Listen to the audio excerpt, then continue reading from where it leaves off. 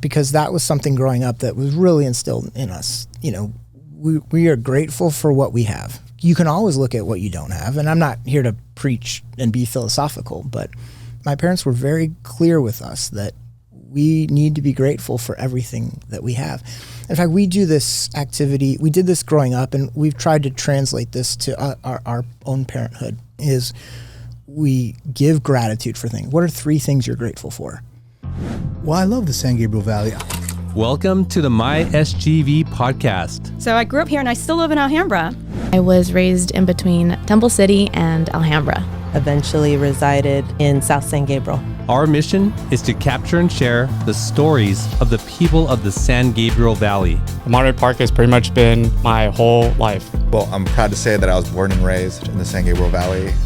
We believe our diversity is what makes the SGV great. And no matter where you are from in the San Gabriel Valley, you will feel welcome.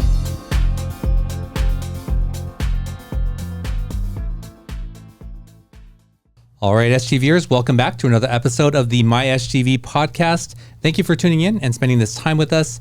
If you are new here, we bring you the stories of the people of the San Gabriel Valley. And if you are a returning listener, thank you so much for spending this time with us. We do appreciate it. I'm in the seat today. Scott is not here.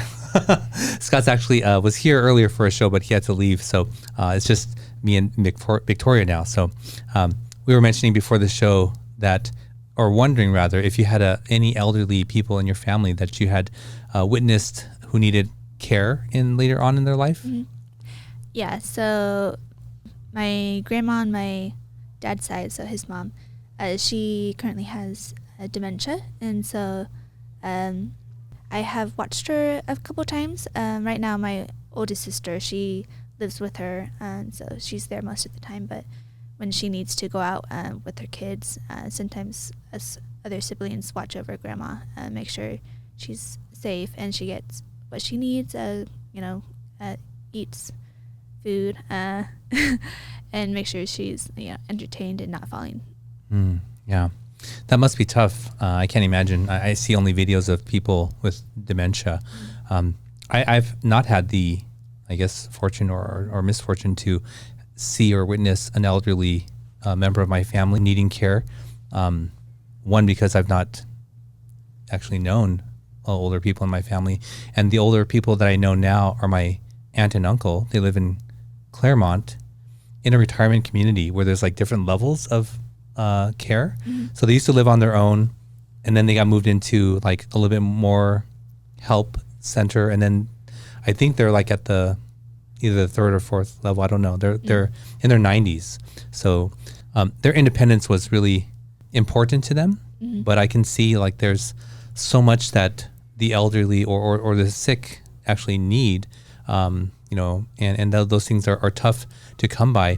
And I was so shocked when I heard about our guest today, because I had never heard of them before, but just hearing what they do for the community, I was like, how do I not know about this? And how does the entire San Gabriel Valley not know about this? So I'm really excited to get to them. But before that, thank you, Paris Baguette, for sponsoring the show with your delicious goodies that everybody is always excited. They're like, oh, do I get the whole box? Yes, they get the whole box. So thank you, Paris Baguette, for supplying those every week. Please go check them out in the city of San Gabriel on Las Tunas and say hi to Jason for us.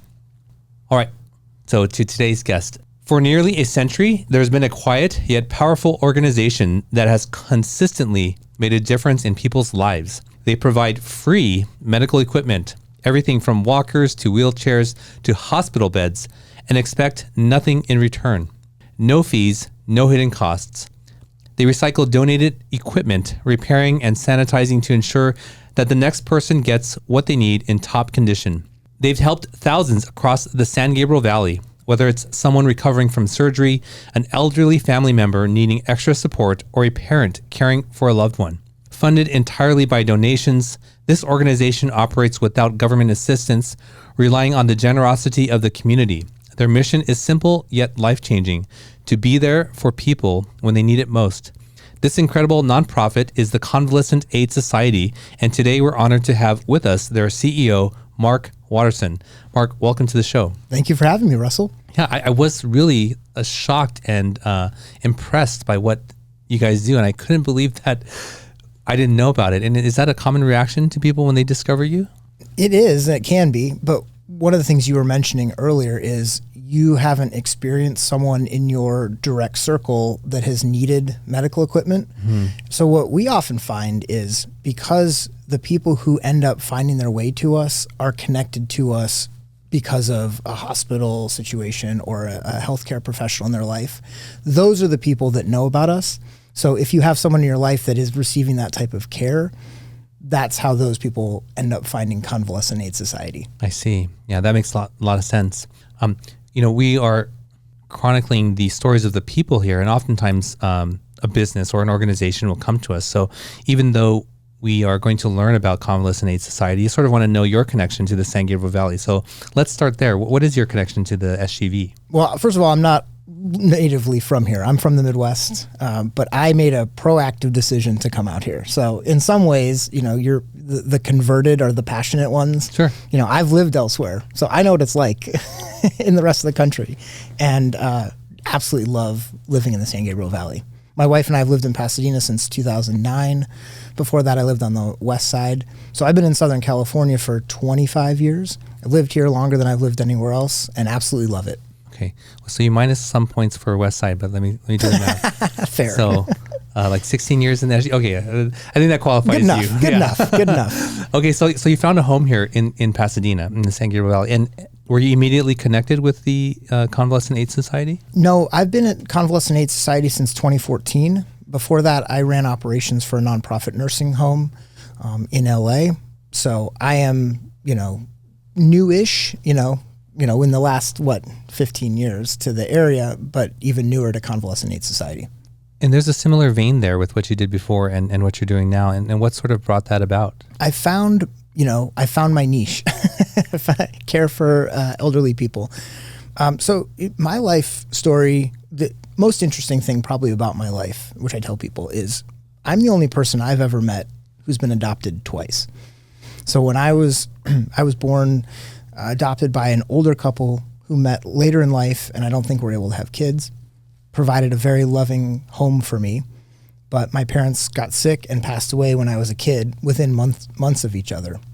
And it was the community around me that took care of me. So from a very early age, I became aware of how important it is to take care of people who can't necessarily take care of themselves. And my story is a happy one because I went from one loving family that adopted me to another family that ultimately adopted me, the Watersons. I've been with the Watersons since I was 9 and provided an incredibly loving and stable, supportive home. So I think my professional journey sort of reflects a desire to give back to the universe, which has taken care of me in such an amazing way. Yeah, I've never heard of anybody who's been adopted twice, and you have such a positive attitude about it. But that still must have been difficult as a young child to have your parents, taken from you. Obviously it was challenging, but when I look back on it, one of the things that is so important to me, and I try to remember this as a parent myself, the attitude of the people, the adults that were around me, they were positive. And they were loving, and they were supportive. I never missed a day of school. I never had dirty clothes. I never missed a meal. I was taken care of and provided for, and it was in a loving and supportive atmosphere that lessened any kind of fear or discomfort that I could have had. So it wasn't as traumatic as you might think, from the outside. And I try to remember that as a father. How can I make sure I'm providing a supportive, loving, stable environment for my son? Not overreacting to things, not making things extra dramatic. And it sounds like you went right into another very loving and supportive home. And how long did you spend, without parents? Yeah, so my mom passed away in May. My dad went into the hospital in August or something. So sort of from August to November when he ultimately passed, so a couple months. And I remember it was really our church community that supported me. I stayed at various homes of church members, and weirdly didn't think it was that strange. It was my experience. I didn't know anything different. Yeah. So it was that church community for a couple months that really was my family. Wow. And I'm always curious when I meet people who are adopted, like, did you ever meet your birth parents? Did you have a longing to meet your birth parents? I haven't. It's a very small community that I come from. So my adoptive mom right now, Patty Waterson, I think she knows my birth mom. But I've never had a desire to meet my birth parents primarily because I was part of these two loving families. I never wanted for anything. I'm super grateful for my birth mom for making the decision that she made to make sure I ended up in what primarily was a loving, supportive household, which then became a second loving and supportive household. So no, I haven't had a desire to do that, but everyone's journey is their own, and it just hasn't been the thing that I've wanted to do. Yeah. So now it's clear to get the story. That's such a powerful story to share with people that are coming to, your organization now, right? Like, it's clear to see why you may be involved in this type of organization. So I guess that sort of shaped your young life, right? Did you get involved with nonprofits right away when you started working? Well, when I moved out here, no, I didn't. I fell into it. I don't even think I knew what a nonprofit was. When I graduated college, which is stupid. I probably should have, but I didn't. I came out here. I worked various temp jobs, would save up enough money and then go travel. So I spent the formative years of my early years in my early to mid 20s traveling the world, just trying to experience new things. So I was working random temp jobs, for a couple months at a time on a contract, and then going and traveling for a couple months, and then coming back and doing it all over again. So no, I didn't actually I found my nonprofit career really by accident. I had an internship with the Los Angeles Clippers, big sports fan. And so I worked in their media relations department and thought, oh, that's a job I'd like to do. It's fun, it's cool, athletes and sports and all that. And after my internship was done, I went and applied for a couple jobs, got hired by a minor league basketball team across the country, moved out there, and then they ran out of money. So I was without a job and without a home. And a buddy of mine from out here, his uncle was running this nursing home. And he said, hey, we have a spot in the business office. We need someone. I'd never done anything like that, but I did it. And it just clicked. That whole, my history and wanting to do something to make the world a slightly better place, to sort of rebalance the scales, because I've been given so much. It pretty quickly was clear to me that was the right path for me to go on. And I haven't regretted it. So I've been doing nonprofit work for 20 years now. What was it like first working in the nursing home? Yeah, it's tough. Especially when you're young. How old were you? I was mid-20s when I was hired, and managing a staff of support workers and some of the nurses. But it was a challenge just because you're confronted with people who are presenting in ways where maybe it's uncomfortable because physically they're not fully, they're experiencing challenges or something. So it was hard at first, but what I learned was to focus on sort of their energy. Like, okay, what's you're maybe in your 80s or 90s, what kind of lived in experience have you had? And ended up meeting some really cool people that just happened to have ended up in this nursing home. People that fought in World War II and had cool stories from growing up in a totally different time from where I was. Just these interesting people that I wouldn't have interacted with as a 20-something-year-old kid living in, the West Side. Yeah. Yeah. Having an opportunity to be around older people and speaking with other people who have had that opportunity. Nobody has ever come away from that and said, oh, this was terrible. Like, they all say the same things. Like, they have such amazing stories and you would never have heard these things or opportunities, just being around them. And it sounds like it was very positive for you. One of my questions was going to be if you got the chance working there to form relationships with these people there. Oh, without a doubt. And it was always, you sort of knew what the trajectory was. So oftentimes, especially early on, as you would get to know someone and enjoy seeing them and have a conversation occasionally, you kind of knew in the back of your mind, it's possible they're not going to be around for too much longer. And there were some times where someone ended up passing away that, I'd really enjoyed getting to know. And it was hard. Sure. Yeah, I imagine. So how long did you do that before you found your way to Pasadena? I worked at this nursing home for 9 years, and I've been at Convalescent Aid Society for 10 and a half years. So altogether, pretty much 20 years. Yeah. And so why did you make the move? I was the number 2 person at the nursing home, and my wife and I found out we were pregnant. I really enjoyed my experience. My boss there really was a mentor to me and a great sort of first real boss. He was incredible, gave me all this responsibility, kind of let me figure things out, was always willing to answer questions when I had procedural questions about, how do I handle this? Because I'm a kid. I didn't know what I was doing when I started there. And he was a great, great manager. But at some point I realized, I think I kind of want to run my own place. And finding out that we were pregnant was sort of the push I needed to say, when my son's born, I'd like to be doing something different. I'd like to be in charge of my own organization. So I applied around, and this is one of the first places I applied, and it worked, and it's been an amazing fit for me. And I think, I've served the organization well enough. They keep me around. You have such a positive energy and demeanor, and I'm curious, so far you have all these, you sort of frame these experiences in your life as all very positive, right? Was there any time in your 9 years there that you're like, maybe this is not for me, or maybe I chose the wrong path?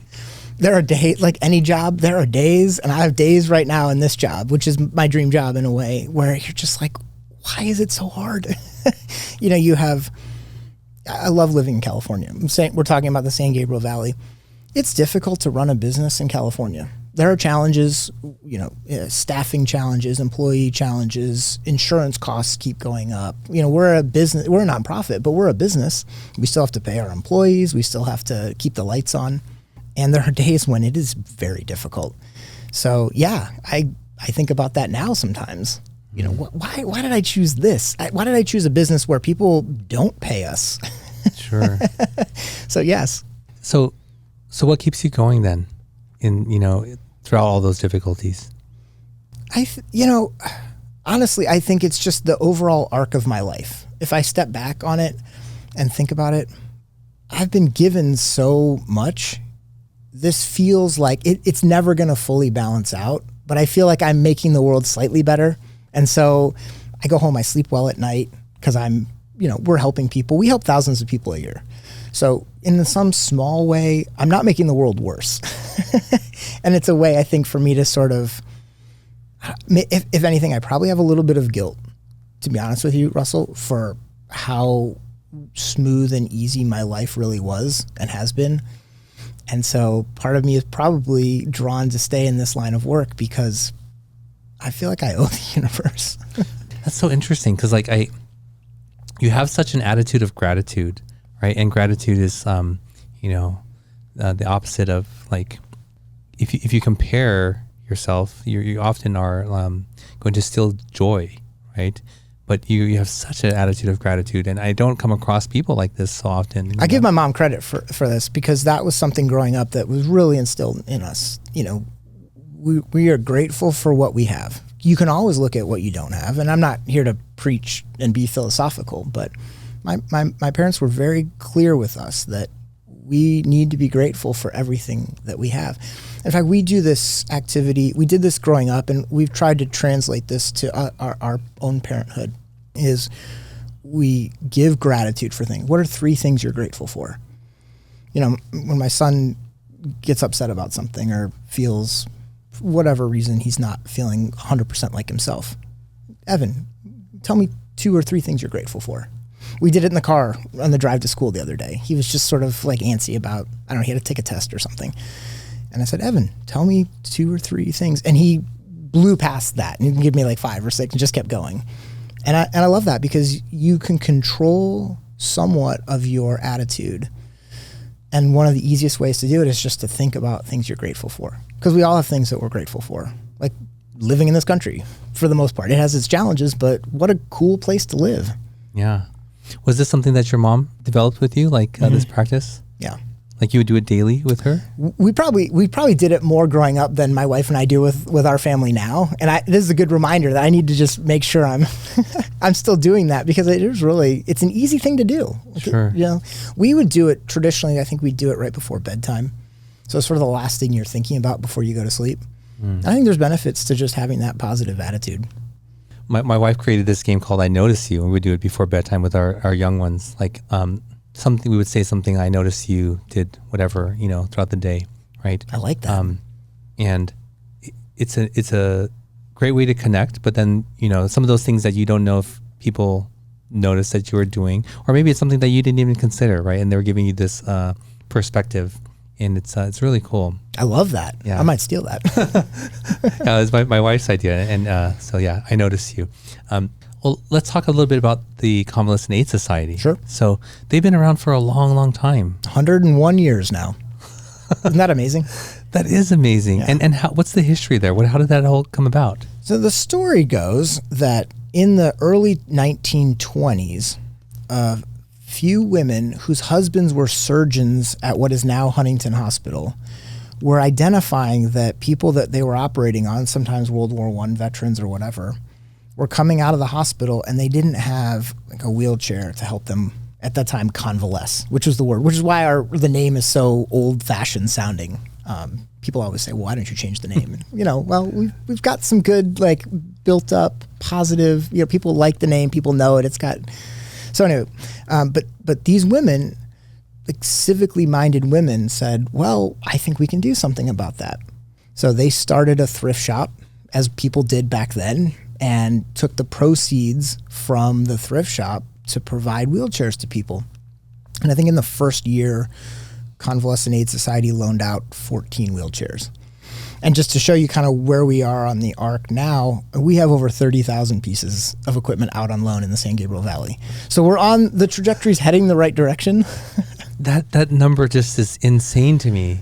That's crazy. It is crazy. And here's another one. This is fun because, hey, we're talking about Convalescent Aid Society. But a couple of years ago, I was trying to wrap my head around how do we tell the story of our impact?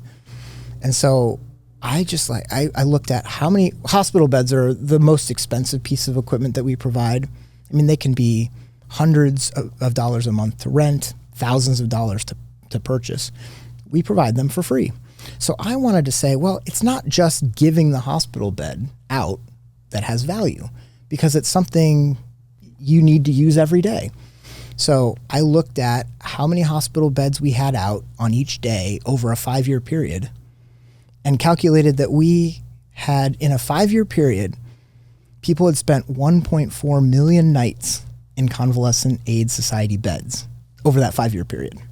Whoa. Can you say that number again? 1.4 million nights. So however many beds we had out on each day, if 900, 1,000, 1,100 beds, whatever the number is, times 365 days. Yeah. Wow. So that's the impact. It's not just, feeding people a meal is important, but once they've eaten the meal, it's no longer of benefit to them. They'd still need the next meal. So we are providing something that is used every day, sometimes multiple times a day for people, depending on the piece of equipment. So there is this huge impact. So going from 14 wheelchairs given out in a whole year to people spending millions of nights in our beds, it's a pretty good trajectory. Wow. It just has such a great feeling, to hear this story. And I can imagine, like, to sustain that impact and that growth over 100 years, you need to have the right mindset in the company, because you can have someone who's just, not the right person and still doing the same function and sort of tear the whole thing down, right? Was there ever a time in the history of the company where it sort of was on the verge of ending, or was it always, growing? That's a great question. There's decades where we don't know that much about what was going on. What little information we do know about the history is it definitely evolved. Yes, we've always provided equipment, but recently we found that during the Depression, we made microloans to area residents so they could start their own small business, like a canning business and can preserves or something. In the 40s and 50s, we helped support nursing students that were going through the nursing program at whatever PCC's precursor, or PCC. Mm-hmm. They have actually their own nursing school now, but whatever version of it was. So I don't know for sure like how close it came to sort of not existing, but I do know that in the 90s, someone who had used our equipment very generously gave us a sizable bequest, which allowed us to shut down the thrift store, which had still been operating since the 20s. So in the mid-90s, we shut that down. We bought our building on Foothill, which has this cool mural, which is how I got to know you, because you interviewed Victor, who did the mural on it. And we've been in that building and focused solely on loaning out medical equipment since the mid-90s. And it's really just a testament to, you don't really know of all the people you're helping. You want to help everyone, but you never know which person or people you help that might be able to make a transformational gift to an agency like ours. And really, we provided them, whoever that person was, we provided them something, but what they've given us, it's magnitudes of order greater in return than what we gave to them, which is also kind of incredible, right? Yeah, absolutely. For people, I know the size of the building, but for the listener or if they're watching, they're like 30,000 pieces or beds. This must be a massive, massive warehouse, but it's not. We're not Amazon. No, we don't have a giant warehouse. Most of our stuff is out. I mean, you come into our warehouse and we have 500-600 pieces of equipment in the warehouse at any one time. I mean, most of it is out and people use it. They take care of it. Hopefully they bring it back. We sanitize it. We repair it if we need to, and then it goes back out again. So we don't need a huge warehouse because the whole San Gabriel Valley is our warehouse. And I remember this fact when I first spoke with you. Who qualifies to get these pieces of equipment? What are the qualifications? Everyone qualifies. That's so crazy. You just have to live in our service area. That's right. And you can keep it for as long as you need, Russell. I know, like, it was just blowing my mind, like all these things. Like, how does, okay, so I didn't have anybody that needed the services, but people must be overjoyed to find you. I think they are, and obviously getting the equipment's important, and not having to pay for the equipment can be very beneficial if you're in a situation where money is extremely tight. But in the 10 plus years I've been there, I would say I have a greater appreciation now for how we serve people in this other way. Sometimes it's not just getting the equipment, but the fact that in a very complicated healthcare navigation process, like you've had surgery or you've been diagnosed with something that could be very serious, you've got doctor's appointments, you're trying to figure out insurance, you might have prescriptions that need to be filled, you're wondering about in-home care, you're wondering, do we have to modify the house and put all these things in? It's really hard, right? But we are the one easy step in the process. This is a 5-minute online application. Everyone qualifies. We just want to collect a few basic pieces of information from you, and you get the equipment that you need, and you can get on with your life. So it's not just the equipment, but it's the ease with which you kind of check this box off on your process that makes us, I think, really valuable to people. And I think one of the reasons why they're very grateful. Yeah. It sounds like the bed would be the most valuable piece of equipment that you loan out. And like, I'm trying to wrap my mind around who needs a bed, and can it just go into a house, or are they going to like convalescent homes mostly? Like, what does that person look like who would get a bed from you? It can be anything, honestly. I mean, sometimes we've had people who are younger, they're in their 50s and they fell off a horse or they got in a bike accident, and the primary bedroom is upstairs and they just can't get upstairs to sleep. So we'll put a bed in their living room for a month while they recuperate, and then they give it back to us. And all the way on the spectrum to someone who's in their 90s, or we actually have people, because we keep track of this, that are over 100 years old that are still using our equipment. And so they are, you mentioned very early on today in our talk about how important independence is. You talked about your relatives. One of the things that we're able to help provide to people is independence. So you have a bed that allows you to recuperate in the house or to live in the house and have some care brought in. that means you don't have to live full-time in a facility.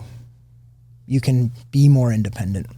So, we're kind of everyone along the spectrum, from someone who needs a bed for a couple weeks to someone who's living their life and being more independent in their home because they have a couple pieces of key equipment.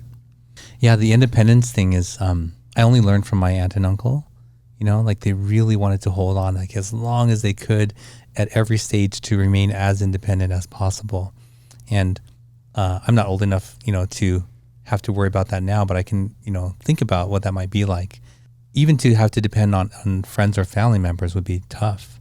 Sure. Right? We all want to live as, independently as possible. Like, who wouldn't want to continue to go to church or go to the Hollywood Bowl or go to the Rose Bowl for something and just live your life? Sure. Like, that makes sense. I get it.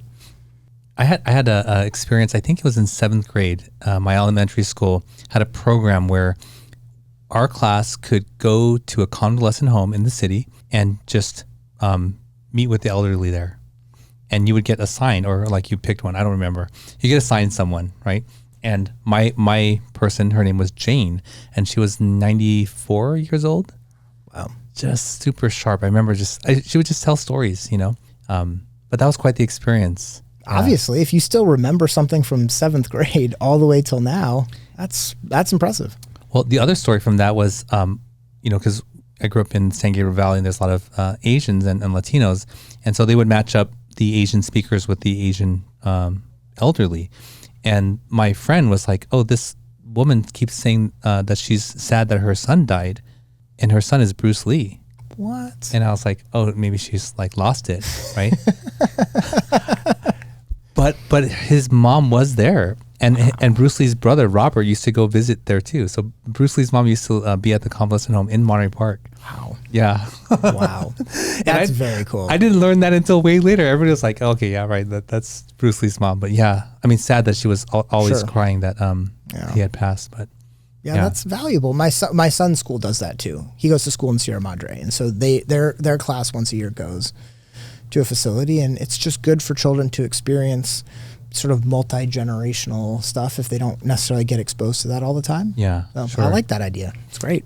Oh yeah, I think it's very odd for young people to be only socialized with people of the same age for hours upon hours a day. You're missing out on the very rich experiences. Yes, absolutely.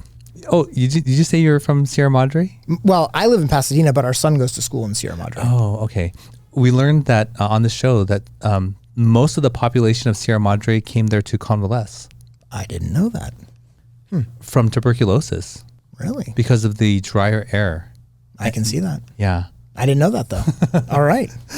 Yeah. So what does an average day look like for you at the Convalescent Aid Society? It's not super exciting. I'll be honest with you. It's an office job. I answer a lot of emails and I go to meetings and all that. We have financial reports that need to be generated and, there's operational concerns to make sure our system is providing equipment to people. It's not really that exciting, to be honest with you. So do you get sorry to say. No, that's okay. It doesn't diminish the work that you do. I'm just trying to tap into how do you get to feel or experience the impact that you're making in the community? It requires, for me, I should say, I shouldn't say for everyone, but for me in this line of work, it definitely requires me to be intentional about it because I get to work in the morning after dropping my son off. I've stopped and gotten a cup of coffee. I open up my computer and I've got however many emails, and some of the things are important and need to be dealt with, and they require thoughtfulness and strategy and, all the things that one does when one runs a company.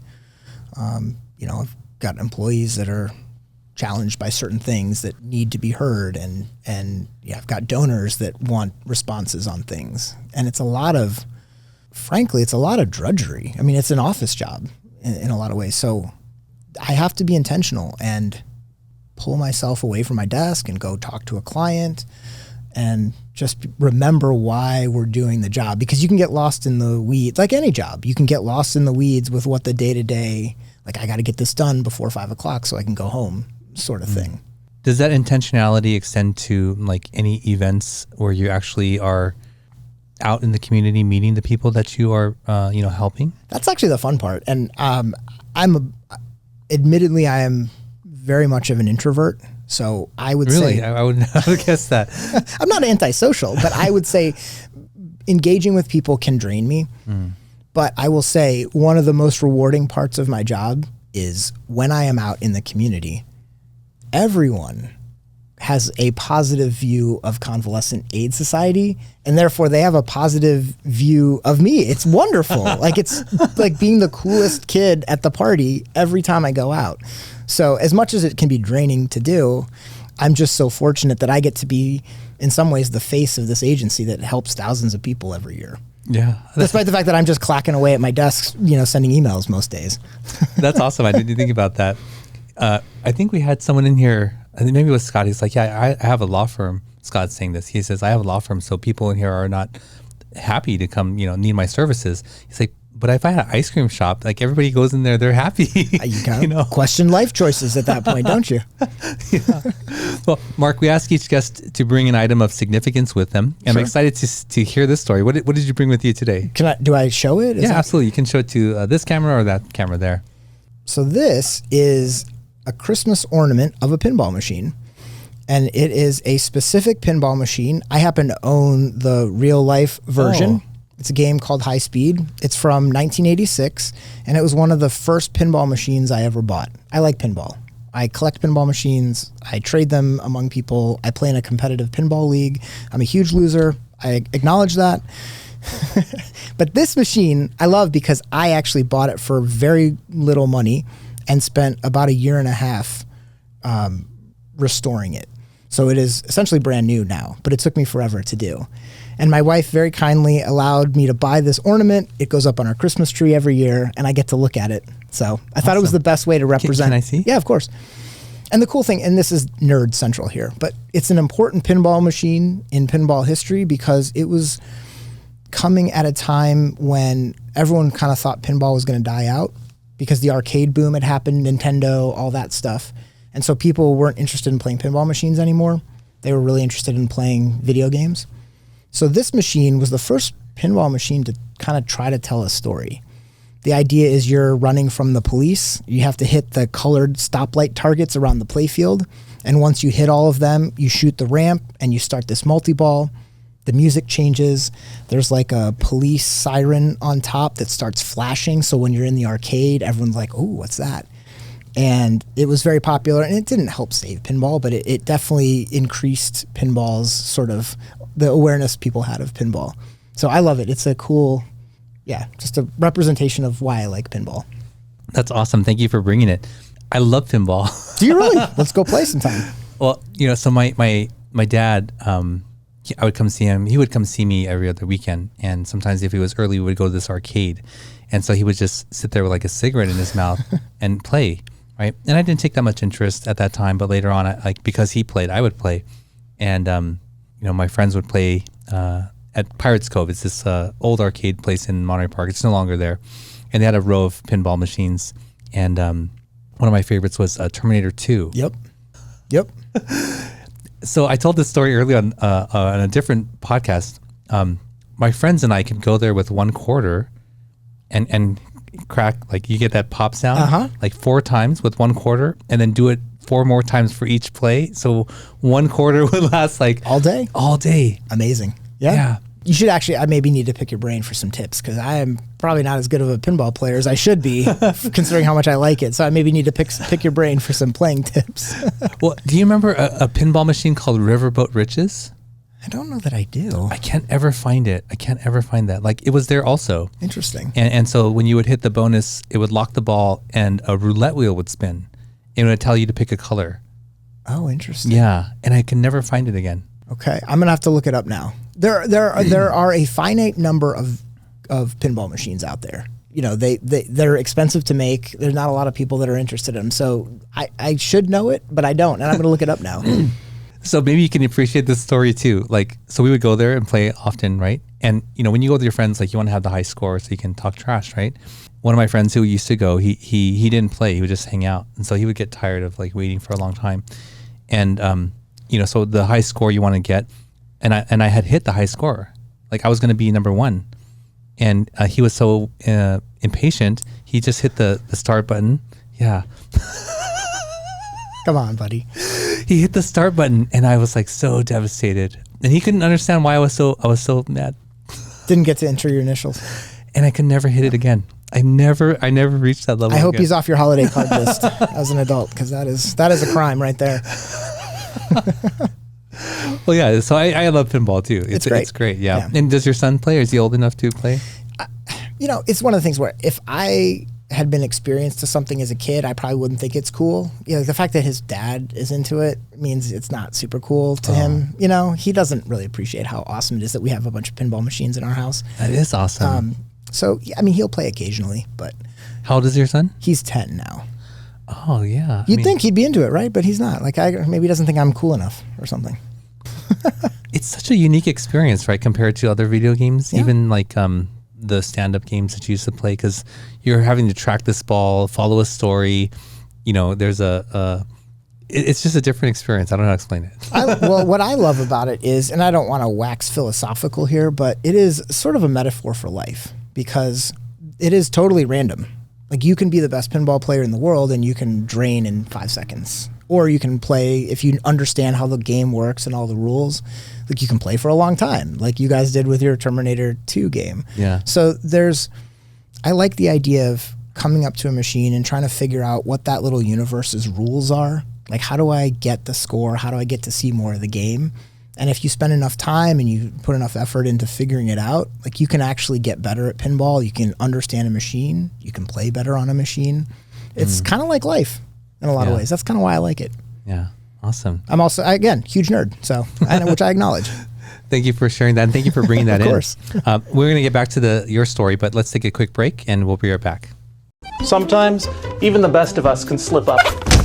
That's why the law offices of Scott Wormuth are here to pick you back up again. And while they strive to get you the biggest compensation possible, oh my God! Their main concern is your health and recovery. They work closely with doctors and insurance companies to make sure you get the proper medical treatment. Initial consultations are free, so give them a call. At the law offices of Scott Wormuth, we're with you all the way.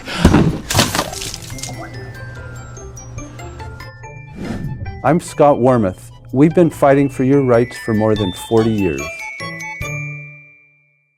All right, we're back with Mark. Mark, when we come back from the break, we like to ask questions from this deck of cards called Icebreakers, and they're just a way for the audience to get to know us a little bit better, and you can choose to answer or not. So here we go. Oh, and Victoria's going to answer too. Would you rather be slightly late or super early? Do you want to answer first? I think I do tend to be more on the late side of things, so slightly late, I guess, because I'm kind of used to that. So yeah. Okay. This is the easiest answer ever. Super early. I was in your parking lot at 10:45 for an 11:30 meeting. Oh wow! I am morbidly afraid of being late. I cannot be late. I can't stand it. It makes me uncomfortable. So I looked up the address. I figured out how long it was to get here. I allowed extra time. So yes, no, 100%. I will wait around for like an hour rather than make someone else late. Well, and then we were late, to start here for you, which I apologize for. No worries. I think that now that I'm 45, I never liked that feeling of, oh, and I'm not going to make it and having to rush. And then there's this anxiety and either relief or dreading the consequences. And I think I did that maybe through my 20s, right? And it was always like that. And now, I'll just find something to do, but. Have you ever been late for a flight? Because that's the worst feeling. Like, oh, we're not going to get through security, or we're not going to make our flight. I was, yeah, one time. But I have a reason for it, though. You want to hear this story? I do. Okay. I had been traveling back and forth to Canada. That's where my family is. I travel there, 5-6 times a year. And I traveled all through COVID when the airports were empty, right? Empty. And I traveled to Winnipeg, which is has, one terminal, right? There's a domestic and international. Super small. And so I've been used to just arriving an hour before, right? No problem. And so this one time I took a cab and the cab driver was really, really slow, like comedy, right? And I was like, okay, whatever, right? So I'm going there, and when I pull up, there's a line for the first time in, maybe 2-3 years. And I was like, oh man. Anyway, that cost me I think $1,500. My heart is racing a little bit as you're telling this story. I'm so Is anxiety there? I'm so uncomfortable right now. So now I'm getting there 2 hours early. So yeah, but I did apply for the Nexus pass. I haven't got that yet, but I'm gonna hopefully get an interview and get that. I hope all of your listeners have TSA pre-check, because if you don't have that, that's such an easy hurdle to clear. It's very inexpensive. It lasts forever, and it saves so much of the drama. So you did it. You have TSA. Yeah. Is that what you're talking about? The TSA pre-check? Or is there another level is Nexus like another level? Nexus is another level. Yeah. It's specifically for people who travel frequently from Canada and the US. Okay. But it includes TSA pre-check. So, but yeah, I think I don't know if it's another level rather than just being separate, but it's specifically for like my kind of travel. But yeah. We'll enjoy that. So you have TSA. Oh God, yeah. And what is that process like? Pretty easy? Using it? Like getting it? We had to go get our photo taken, and I think we had to be interviewed somewhere. It was very easy though. Yeah. I mean, I'm sure they ran my criminal background check, whatever, and I got verified in some way. But yeah, no, it's great. You don't even take your shoes off when you go through security. It's brilliant. Really? Yeah. Actually, I probably shouldn't tell people to get it, because now the TSA pre-check line is going to be longer than the regular one. But do you look at all the other passengers that are waiting in line as you're going through the? We try not to be judgmental, but my son occasionally is like, "Why are these people waiting in line?" And my wife will say, "Well, it's because we like to, not do that." Well, there's so many cool tangents on this show. There could be. Well, so back to the Convalescent Aid Society. You're the CEO, and so you're sort of in charge of like driving it into the future. And are there changes? Do you have something new in mind for the company, or what are your plans for the future? Thank you for asking. It feels like a setup, but yeah, you couldn't have asked a better question, because we have been in the San Gabriel Valley for 100 years. But 2 years ago, we bought and have just finished renovating a building that is going to serve the San Fernando Valley as well. Oh. So I need to get on the My SFV podcast if you have a connection over there. Not as cool. Not as cool. Fair. But if you have a connection over there, we are really trying to replicate our model in a wider footprint. Mm-hmm. One of the things that makes Convalescent Aid Society's model work so well, quite frankly, is the fact that we have a limited service area. So I have been to conferences where there are other reuse organizations across the country, and they can serve, and sometimes like a whole state.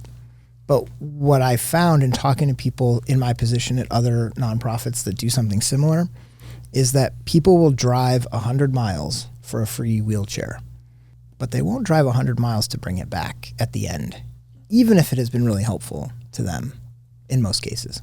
And so the fact that we have a 20 or 30 mile radius that we serve makes it easy for us to get that equipment back so that we can loan it back out again.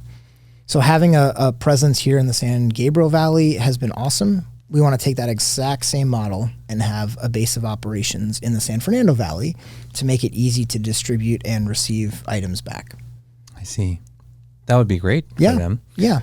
I don't imagine that like competition is an accurate word for your industry, but are there other, businesses or nonprofits doing the same thing? Oftentimes it's a closet at a church where a couple, pieces of equipment have been stored. But on the scale that we're doing it, no, there isn't anything in this area. And the other sort of secret about our business model is we're somewhat dependent on the current system working somewhat well. The equipment that we receive in donation, oftentimes people have gotten through channels legitimately, like Medicare or private insurance. So we need the system to function somewhat well in order for us to get equipment. If the government and private insurance companies weren't providing any equipment, we'd have no equipment available, to be donated to us. So, there's not direct competition, but there are other avenues for people to get some equipment. There just oftentimes are barriers to getting equipment for a variety of reasons, which we probably don't need to go into, but you can imagine how the healthcare system might make it difficult in some cases for people to get what they need quickly, or have it be the appropriate piece, or to have it be affordable enough for them to be able to use. I imagine that you have to be wary of like fraud or people like trying to just get stuff from you? Is that a regular thing? I mean, occasionally. I mean, I don't know that people start out to take advantage of us, but occasionally, sure, people have taken stuff from us and not brought it back, and I'm sure they've tried to sell it. But we don't loan out a ton of equipment at a time to people. You can't just say, I need 10 hospital beds. We'll give you one bed. And then we follow up with people. And if people are unresponsive, then, we mark them ineligible to borrow again, unless they verify, re-verify who they are, where they live, that they still have the equipment. So, we try to be good stewards of our resources because we exist based on people's generosity. The people who donate their equipment to us or make financial contributions want to make sure that we're not just, losing all their money or taking advantage of them as we're providing this service. I see. And you mentioned earlier about responding to emails from people making donations. Like, do they have demands on how you guys run your business? Usually not. I mean, our model is we do such a narrow thing, which is in a way part of the beauty of it. We don't provide nursing care. We don't provide therapy. We provide a dozen types of pieces of equipment and that's it. And so everyone who comes to us knows what they're there for. They get what they need and then they get to go on, on their journey doing whatever else.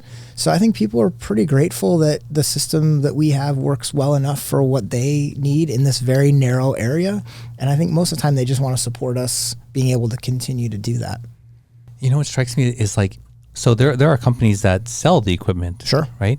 And you're still able to provide this service to thousands, but then these companies must still be also making money selling to people. Right? Oh yeah, there's plenty of money to be made. And I mean, I mentioned the numbers, like thousands of pieces a year. We're not a threat to anyone. Any of these companies that make money, they're not looking at Convalescent Aid Society and being like, oh, I got to slash this guy's tires because they're going to put us out of business. I mean, there are millions and billions of dollars to be made, in the medical supply world.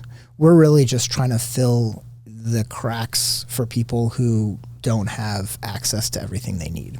Yeah. And how do you get the word out to the people who really need it versus I can afford it, but I'm just going to get it, from them for free? Well, the people that can afford it and choose to borrow from us are some of my favorite clients, quite frankly, because even if you can afford it, I mentioned earlier how it's an easy process to get the equipment from us, probably easier than you trying to buy it or get it through whatever means you would get it. There's also an environmental component to what we do, which is something I talk about when I go to schools. So it costs, if you can imagine the amount of resources that are extended to manufacture a wheelchair, the metal, the rubber, the sourcing of parts from around the country or around the world, having it manufactured, having it packaged and then shipped across the ocean in an ocean liner in a big cargo thing, and then having it transported by truck and then having it unpacked and all that stuff thrown away. For someone to use it for 2 weeks and then throw it in the landfill, you could buy a new one, but if you're going to use it for a month or so and then just let it sit in your garage or throw it out, that has an environmental cost that is, fairly significant. I always reference, there was a New York Times article in the 90s, and so you can imagine how different it is now. But the New York Times estimated that every year, Americans were putting 2 billion, with a B, tons of medical equipment waste in landfills. 2 billion tons in landfill. This is in the 90s, so you can imagine where we are now. So even if you can afford our equipment, if you can get a brand like new piece of equipment that's been sanitized, that's going to work for you without issue, and you don't have to pay the environmental price to get a new one, why wouldn't you use us? Mm-hmm. And then because you have the ability, make a donation to me. Give me $20. And that keeps it free for the next person that uses it. Yeah. Yeah, that's great. And just so the listener can, put an image to these pieces, these are not like from the 50s and 60s and they have all rust on them and, the rubber is all cracked. I don't know. You're just going to have to take a chance, I suppose. We actually have a wicker wheelchair with wooden wheels that's probably from the 1930s. Wow. In our warehouse. Like, I'm sure you can imagine I don't know what the form of weaving is, but the back is wicker, weaved together. Maybe not even wicker, but some sort of fibrous back. The thing must weigh 80 pounds. So no, all of our equipment is new or like new. It's in very good quality. It's, the modern technology, metals that are composite and very lightweight. And you wouldn't know that it was used necessarily. Like if your nurse showed up with this wheelchair, you'd be like, oh, where'd this cool red wheelchair come from? That's so great. I love how you easily and, seamlessly just transition that to the people who could afford it, to donate, and it makes so much sense, right? It makes so much sense than to buy it and waste or cause so much environmental impact. And that's great that you sort of align yourselves with that as a cause and why you guys are doing what you're doing too. We all need to do, the best we can to make the world a slightly better place. I think that's if I had an overarching philosophy, if we all just tried to make the world slightly better in whatever way we do it, the world would be a better place. So yeah. Yeah. Awesome. Well, Mark, we're going to hopefully make the listeners experience a little bit better by getting your insight into what you like about the San Gabriel Valley.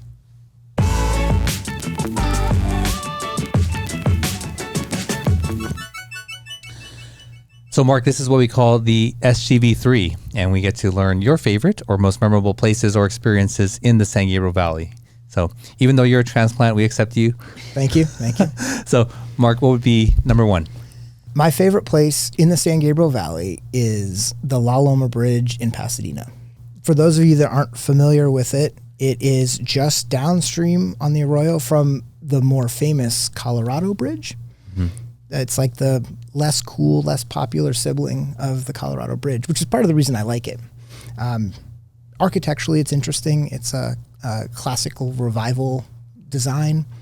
And one of the reasons I really like it is it's in our neighborhood. And so when you walk to it from our house, you come along San Rafael Avenue, and there are all these, frankly, mansions from the turn of the last century that overlook the arroyo.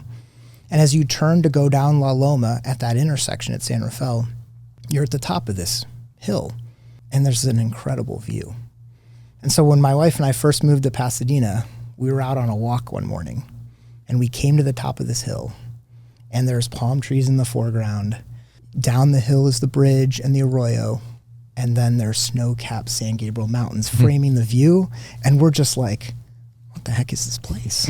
Like, we're Midwestern kids, like flat farmland kind of. And we talked about being grateful earlier, but I walk, past that intersection pretty regularly. I walk my dog every morning, and every time I walk past it, I really do try to be intentional about stopping for a moment, just taking a deep breath and appreciating and being grateful that I get to experience this view and that I get to live in this amazing place. So, but back to the bridge. So you go down the hill from the view, and there's the bridge. And it's important to us and our family because it was built over 100 years ago. And so when our son was very young, they were renovating it. And it took a year and a half or something. So he was at the stage where he was in a stroller, and we'd go down there every day because it was an activity to do with your kid. And anyone who's a parent has done stuff like this, where your kid gets into something and you're like trying to feed that interest. And he was interested in construction equipment. So he'd go down there and he'd have his little toy tools and his little construction hat and his little construction vest. And he'd talk to the construction workers who loved it and ask them questions about the bulldozer and the skid steer and all this. And these guys, these like grizzled, the construction workers, just loved having Evan down there. And they were so kind. They would put him up on the machinery and let him pull the levers. So part of the reason I love the bridge, aside from the view and the sort of architectural significance and the history, is I just have very happy memories of these people who are kind to our family. And I just have very warm feelings about that bridge. Yeah, well, that's beautiful. Thank you for sharing that story with us. Wow. That area has beautiful, beautiful homes and we don't live in one of those, like, just to be clear, like, we don't live in one of those mansions. Like, I mean, I've not seen anything like that almost anywhere else in the country. It's stunning. It's beautiful. It really, I mean, I hope anyone who grew up here would still appreciate it, but especially coming from the Midwest, like, it was just, it's like a revelation. Awesome. And what would be a second place? My number 2 place, I'm almost embarrassed to admit, but my number 2 place is the Rose Bowl. Okay. It's like being from iconic. Yeah, it's like, if you are from Paris, and you're like, oh, my favorite place in town is the Eiffel Tower. You know, it feels like a cop-out. But let me just say, again, growing up in the Midwest, I have very distinct memories of sitting on the floor in my living room as a kid, dreary, cold, dark Detroit, January 1st, and watching the Rose Parade and watching the Rose Bowl, and just, again, thinking, how is this a place? How does this place exist? It just seems so magical. And so I think in the back of my mind, when I was trying to figure out as a very young adult where I might want to live, I feel like the image of the Rose Bowl was like seared in my mind, because it was just on TV seemed like a magical place. And so as we've raising our family here, it's really cool to me that we have a commemorative brick that we got for our son after he was born, and we got to put it in the Pasadena residence section of the Rose Bowl out front. So it went on my journey from being this kid in the Midwest, you know, thinking this place is a fantasy, to having my son have kind of a direct connection to the Rose Bowl is pretty cool. And I've been to a bunch of events there. I mean, I've been to soccer matches and been to a couple Rose Bowls. I saw the national championship game when it was there 10 years ago. But a full circle moment for me was this past January 1st, when I got to go to the Rose Bowl game and watch my childhood team, the Michigan Wolverines, beat Alabama, win the Rose Bowl, go to the national championship. And it, like, to have told 6-year-old Mark that he would have been able to do that and have that experience as a resident of Pasadena would have blown that kid's tiny mind. Wow, yeah, it's definitely not a cop-out. I mean, it's been mentioned many times here because it is special, right? It's a very special place here in the San Gabriel Valley. Well, can I just say the other thing, too, that as an adult I appreciate more now, and as a sports fan, watching the Rose Bowl from the stadium, I really appreciated this year how different the Rose Bowl is from other sporting events. So you go to Dodger Stadium, which is amazing, or you go to an NFL game, or you go to an NBA game. Every time the action stops, you're bombarded with music and, you know, rap music and rock music and the Kiss Cam on TV and just all this stuff. And you're just assaulted. But the Rose Bowl doesn't do that. You know, you're sitting in there, when the play stops, you hear the college bands play. Mm-hmm. So you're sitting there and the mountains are still there. It's amazing. The grass is green. The uniforms are really colorful. You're listening to the bands, and you're not in nature really, but it's just a different experience, and it's very cool. Yeah. Awesome. You mentioned the Rose Parade in there, watching it as a young child. And we recently learned that it was actually created to sort of stick it to the Easterners, the East Coasters. Job well done. To be like, oh, look at how lovely the weather is here. Check. So, I respect that, actually. I mean, obviously it's a lot more than that, but that was interesting to learn. So thank you for sharing that. And what's a third place? My third is Le Grand Orange, which is a restaurant in Pasadena. It's the Station Cafe, and it's in the original Del Mar train station in Pasadena. So, Russell, I think if I look at the through line on all my interesting spots, they all have some historical significance. They're all architecturally of interest. So, yeah, I like this restaurant. The food's good, the service is great, but part of what I think I really like about it is that it's in this cool building. It's the original train station. They still have the ticket counter there, and what they've done is they've left it open so that you can see through the ticket counter back into the kitchen, which is awesome. And the exposed wooden beams are still there. There's these plush leather booths for the tables. The lighting, there's an ambiance to it. They bake these fresh chocolate chip cookies and sprinkle them with sea salt and just give them out to people. Wow. It's just cool. I mean, you know, the idea that this historic building that once served one purpose has been reused into a communal space that people can enjoy.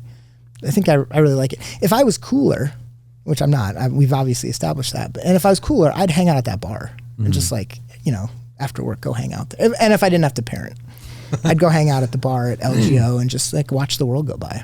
Yeah, sure. Well, Mark, those were really well thought out and presented SGV3s. Thank you so much for that. You're welcome. You're welcome. We've had so many shows, and some people have come on and just winged it from here.